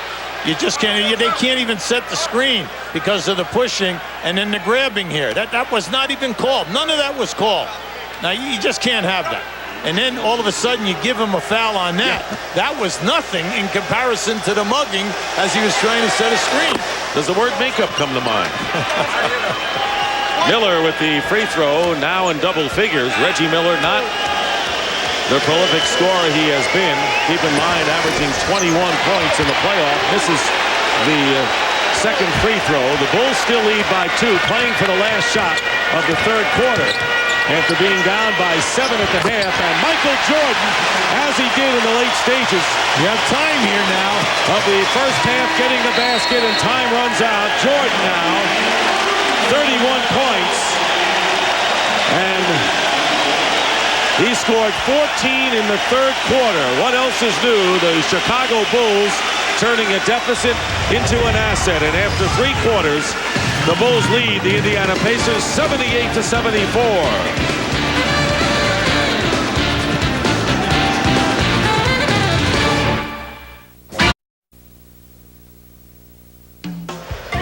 And this is the time of the year when all of Chicago focuses on the Bulls as they go for their 6th NBA title in their second three-peat. After 3 quarters, the Bulls lead the Indiana Pacers by a score of 78-74 with a rousing 33-point third quarter for Chicago. Now Indiana 48%, Chicago 44. 14 turnovers for Indiana, 4 for Chicago. Travis Best hits from the corner. The Bulls come out with Steve Kerr, Toni Kukoc with the ball, Scottie Pippen back in there along with Dennis Rodman and Scottie Burrell. Here is the screen and roll. Not a good toss to Rodman, who merely throws it away. And Jimmy Clark had to get away from that pass intended for Kukoc, who goes up. And Toni Kukoc looking a lot more aggressive tonight. Will go to the line to shoot 2. In the first half, Indiana was terrific off the dribble, getting fouled, getting to the foul line. The second half, it's been all Bulls. The Bulls are taking the ball strong out of the triangle. As the clock is going down, they're attacking the basket, getting fouled, going to the line, and this will be their 30th and 31st foul shot attempts. And it's been a repetitive story for the Bulls throughout the playoffs, where they have struggled at home, struggled in the first half, and then turned things around in the second half. As Michael Jordan with 31 on the bench. The Pacers right now with Mark Pope, Travis Best, Chris Mullin back in there, Antonio Davis, and Jalen Rose. We haven't seen him in a while. That's right, Dick. In that third quarter, sealed by Burrell. Oh, my. And a foul by Rose, and that will be 4 on Jalen Rose. Now, this will be interesting because I thought he went for the block. Everybody wants out in front, 2-shot foul, no flagrant foul. I definitely thought he went for the block. But right now, in this 7 offensive rebounds in the third quarter was a major for the Chicago Bulls. There it is, right? You can see he went for the block. Scott Burrell, who played well in the first 2 series against the Nets and then the Charlotte Hornets. 2 points in 11 minutes in game 1. And that was his first point of this game, as you see his playoff numbers. Well, you know, his minutes are down, mainly because Scottie Pippen is playing 41 minutes a game and staying out of foul trouble. Bulls have their biggest lead, 6 points, with a minute gone by here in the fourth quarter. Pippen guarding Mullin with Jordan on the bench. And Rodman on the pickup. Mullin with a fall away, and well executed by one of the better shooters in the league, Chris Mullin, who has 13 points, second to Antonio Davis's 14. Kukoc popping outside and hitting. Well, he's on fire. Yes, he is. 16 points for Toni Kukoc, who struggled in game 1, 2 for 11, but Kukoc has come out big in game 2. He sure has. He's running to the open areas, and not only, as soon as he makes the catch, he's looking for the shot. Antonio Davis misses, and Burrell the rebound. 6-point lead. Kukoc leaves it, and there is Kerr for 3. Burrell setting up Kerr for 3, and Pippen and Antonio Davis nearly got into it. Well, Antonio Davis, he was hit right in the right eye on the initial rebound, and he was holding his eye, and that's when Pippen tried to go for the steal.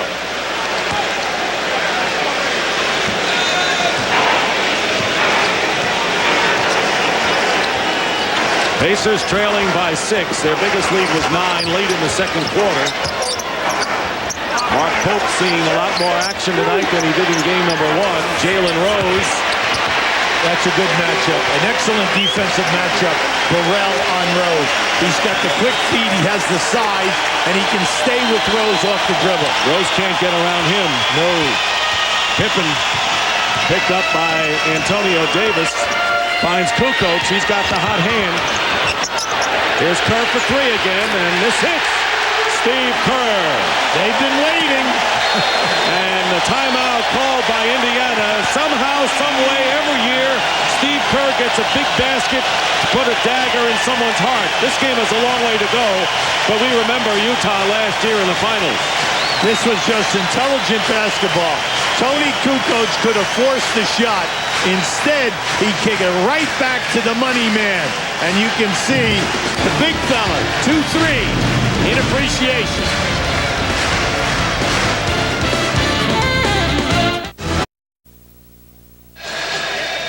Now, right now, Kukoc has the ball in the corner. His man is running at him. Keep an eye on Travis Best, because as Kukoc dribbles, Travis Best rotates back to pick up a defender, opening up Steve Kerr.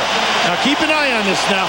Now watch Best. See, he rotates back to help out, and that was just an intelligent pass by Toni Kukoc.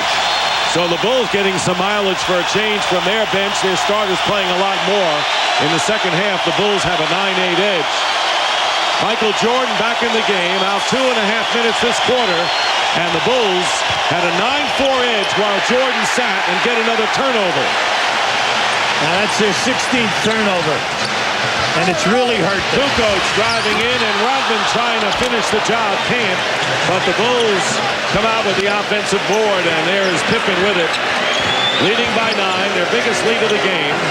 The Bulls increase their lead by 5 with Jordan on the bench. Kukoc missing across the lane, and here come the Pacers, and they've got to show some energy here. They've lacked some lately. Yeah, they need a field goal, and then they also have to take care of their defensive rebounding. Reggie Miller with a big basket as he went baseline to baseline and beat Toni Kukoc. Miller now with 12. Well, they need him, and they also got to get Smith. Smith sat out a long while, Dick, and, you know, they were playing good basketball when he was in there. Smith's playing with 4 personal fouls. But that's not that important now when you're trailing with 8 minutes to go. Jordan on the turnaround, missing from the baseline, and Indiana trying to narrow it again, down by 7. Mullen, Jackson, Antonio Davis, Miller, and Smith, and another turnover. And it looks like Indiana now with 17 turnovers. They're going to approach that 26 of game 1. Yeah, the quick hands of the Bulls, you know, in any kind of a trapping situation, is just stripping them and forcing the turnover. Now let's see, Longley gets called for his 5th personal foul with a reach-in on the drive. So Longley with 5. And let's see whether Phil Jackson makes a move here. No, he doesn't have to. I mean, just stay with him. Let him go out there. If he should foul out of the game, you can come in with another big guy or just move Rodman in there. But then he'll be giving size to Smith. Smith with a fake on Weddington. Tell you, Kukoc gets over to the field by Michael Jordan.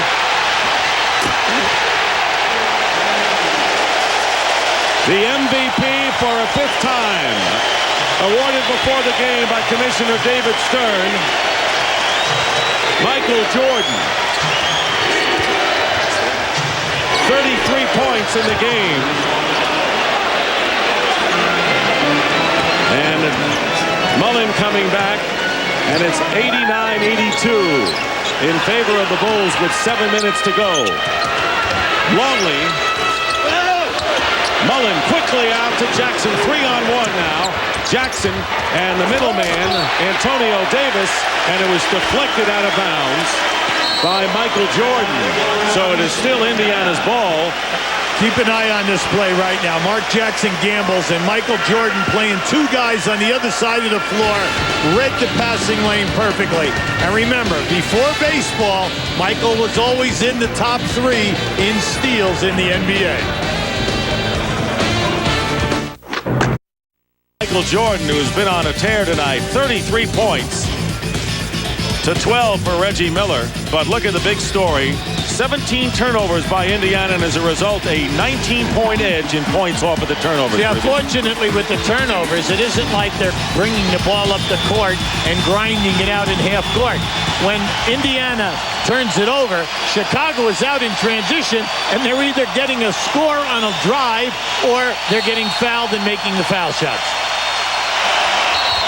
Michael Jordan, by the way, and we're going to have a Yeah, two-shot foul because a foul while the ball was not inbounded is an automatic two-shot foul, and Michael Jordan with the 4 steals is now the all-time career leader in playoff steals as he has surpassed Magic Johnson. And notice who's number 3.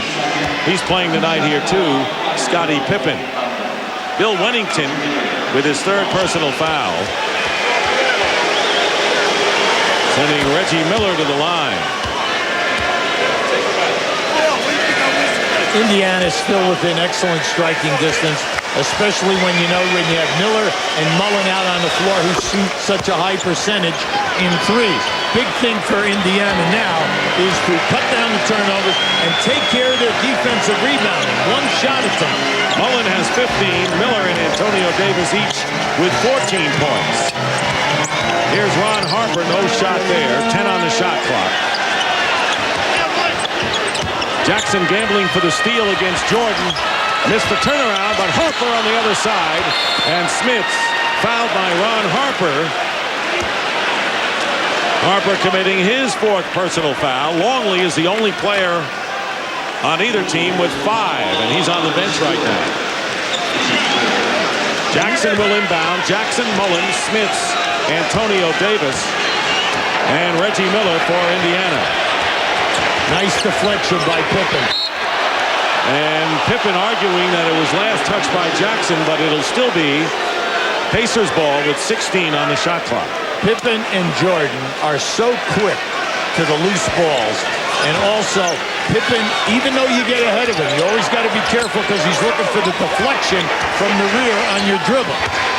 Smits going strong. Blocked by Scottie Pippen. Pippen with the block. And that's one area where Indiana cannot match up with Chicago in the quickness department. The Bulls just have too much quickness for the Bulls. Now you've got to go into Rick Smits when Bill Wennington is playing him from behind. And that time Mark Jackson was trying to get the ball into him. But all you have to do on the left side of the floor is pass the ball into the guy on the baseline side. And he would be having a field day down into... You're going to see right there, you got the baseline side open. Give it to him on the baseline side.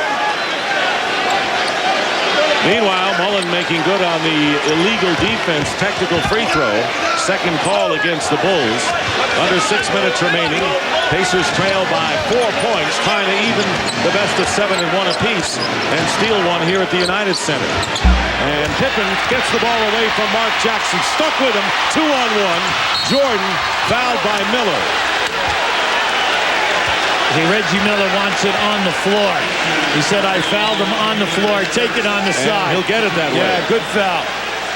Now you're going to see it right here. See, watch Pippen get away with the bump and then the grab. There it is right there. See, once again, it's an all-defensive first-team guy, and you're always going to get the non-call. 5 steals and 3 blocks for Scottie Pippen, but tonight, for a change, he's scoring as well with 16. Pippen for 3. Yes. 19 now for Scottie Pippen. The lead is 7 for the Bulls. 5:20 remaining. Jackson having to labor against the defense of Scottie Pippen for the 2nd straight game. Mullen against Jordan gets it into Rick Smits, and they found the big guy inside. 13 for Rick Smits. Well, Chris Mullen is playing in slow motion here tonight, and everything is coming up good. Anytime he dribbles down inside, he scores or he gets fouled. Bill Wennington popping outside, 6 points off the bench for Bill Wennington. What a contribution. Yes. Yes, indeed. He's had a terrific game. Wennington, Mullen, and Jackson playing together on the St. John's Redmen in their college days. And now Rick Smits has hit 2 in a row. 15 points for Smits, and the Pacers are going to need him down the stretch. Anytime Indiana runs a screen and roll, the roll guy is wide open. He was wide open in game 1, and he's open tonight. Unfortunately, they've stayed away from him, and they have not run it that much. But he has scored the last 2 times down for the Pacers. Michael Jordan driving against Mark Jackson, and the foul with 4 minutes and 12 seconds remaining in the 4th. Jackson, his first foul. Now Mullen just lays off a very nice pass here to Rick Smits in the center of your screen. Wennington stepped over to help him. Smits right to the front of the rim, made himself available. Now you know Rick Smits, that was a screen and spot up. And when he spotted up, the Chicago Bulls were late in their rotation. He got a close one down the stretch. The Bulls leading 94-89. Bulls leading 94-89. Once again, defense, pesky, suffocating defense this way. Yeah, now Michael does a good job staying behind Derek McKee here right now, and they end up with a missed jump shot.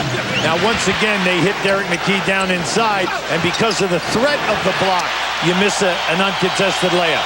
Now, the rest of this is all like Scottie Pippen. Scottie Pippen is all over the place. Now, just watch as he strips right in here. You're going to see him. Here's another strip. And at this end of the floor, he's going to get away with a little grab here on Mark Jackson as he pulls him back. Jordan on the free throw makes good on the first. Scottie Pippen and Michael Jordan have 9 steals between them tonight, 18 in the 2 games. And so now you know why they're ranked at the top defensively in the NBA.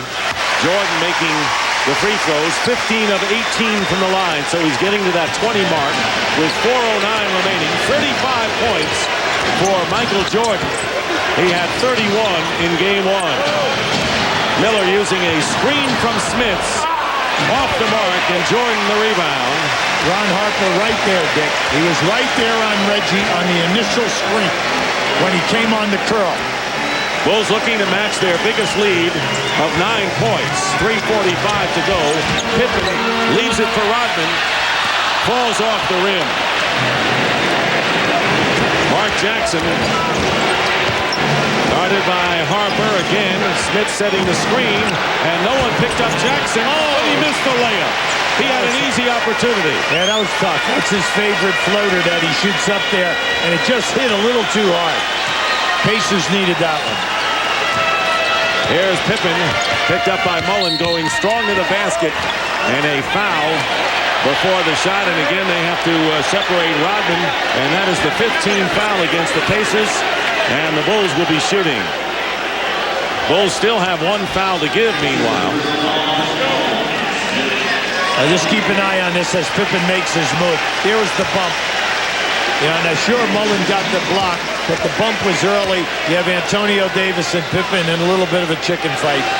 Chris Mullen now with 5 personal fouls. Mullen with 16 points is the leading scorer. 4 players in double figures for Indiana. And Pippen misses both free throws, and Chris Mullen beats Wennington, his former college teammate, to the ball. Got to make it happen here. Winding down to 3 minutes remaining, 7-point lead in favor of the Bulls. Jackson leaves it for Smits, and Rick Smits makes no mistake, and the lead is down to 5. And a timeout for the moment. Luke Longley is going to come back into the game with his 5 personal fouls at the next break. Yeah, they couldn't bring him in the game, mainly because he was not at the scorer's table. 2:45 now on the clock. Harper in the corner. Indiana trying for the upset and send the series back to Market Square Arena, all even at 1 apiece. Michael Jordan with a big turnaround. 37 points for Michael Jordan. And it's a 98-91 lead as the Bulls keep the Pacers at arm's length with less than 2.5 to go in the 4th. Mullen comes back with 2. And the sharpshooters are out in force tonight. 18 for Chris Mullen. It's nice to see the people who can stick it. Yes. And shoot the big. Oh, what a gamble by Mark Jackson. And he leaves it for Miller. Miller for 2. That's a 2-point basket for Reggie Miller. But the lead is now 3. And Mark Jackson made it happen for him. That was just an incredible gamble by Mark Jackson. And then Reggie Miller could not stop. That's why he stepped over the line on that shot. Under 2 minutes remaining here in the 4th quarter. Jordan. And it goes for him. The Pacers are claiming there was offensive interference above the cylinder, but Michael Jordan has 39 points. And it is a 100-95 Chicago lead. And a foul called against Scottie Pippen. That'll be 4 on Pippen. Yeah, they'll take it on the side. Now look at this gamble by Mark Jackson. He just rips it right away from Harper. Now as he kicks back, Reggie Miller's momentum just could not keep him behind that 3. That was the 4th team foul. The Bulls and the Pacers, neither team with a foul to give with 1:35 remaining. They have Longley in there now. Bigger body on Smits.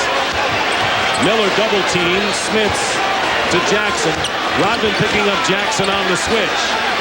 9 on the shot clock. Smits finds an opening. Loose ball. Longley has it. Big rebound for the Bulls. Big rebound, and Rick Smits just had a bad angle on that shot.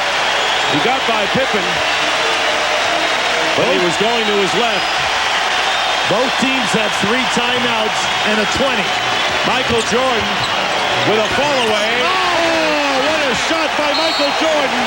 And that may be the exclamation point for the Chicago Bulls. They're up by 7, under a minute to go. MVP, and the crowd chanting that now. Watch how he loses his balance. He's going to lose his balance right here. His feet go out from under him right there. And he's able to recover, elevate, and put it down. 41 points for Michael Jordan, and that is his playoff high for this season.